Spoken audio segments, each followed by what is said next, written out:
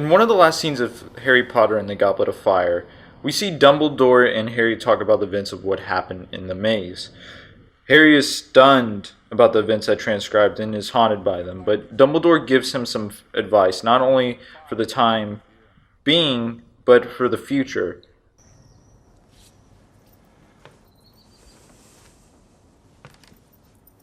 I put you in terrible danger this year, Harry. I'm sorry. Professor, when I was in the graveyard, there was a moment, when Voldemort's wand and mine sort of connected. Priori incantatum. You saw your parents that night, didn't you? They reappeared.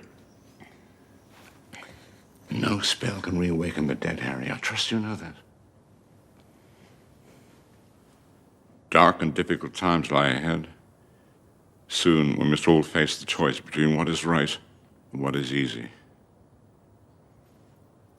The line not only creates the moral dilemma for the movie, but Sirius. It would have been easy to let Cedric to be taken by the vines of the maze, to allow Harry to grab the trophy all by himself. It would have been easy to have killed Peter Pettigrew in the Shrieking Shack, and it would have been easy for him to have ended Bellatrix for killing Sirius.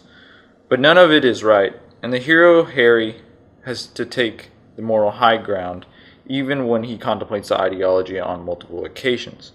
See, being a teen myself, I find this character so relatable because he goes through normal things that regular teens do all the time. Especially seen in this movie, which I didn't feel like was shown very much in Prisoner of Azkaban, which was, pretty much a redemption story for Sirius Black to show that he was not actually a convict, a bad guy that killed Harry's parents. While Goblet of Fire is not the most beautifully shot or most compelling piece of filmmaking in the series, especially compared to Prisoner of Azkaban, which was cinematic and made use of space to allude to Harry's isolation, what Goblet of Fire does show us is the transition to our characters growing up. With that, the dynamic of the trio's friendship changes. Ron being mad at Harry for petty reasons that include him putting his name in the tournament, which he didn't. Ron being mad at Hermione for not going to the ball with him and instead Crumb.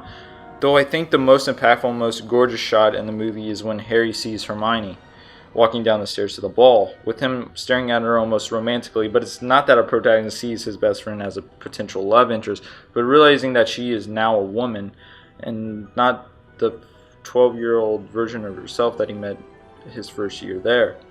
Harry, the very same, has grown into his own, with him finding interest in Cho Chang, and with this comes character traits that make Harry grounded. With pressures of becoming a young adult, his struggles, especially with finding a date to the Yule Ball, becomes very difficult, with him asking Cho at the Ellery to be his date.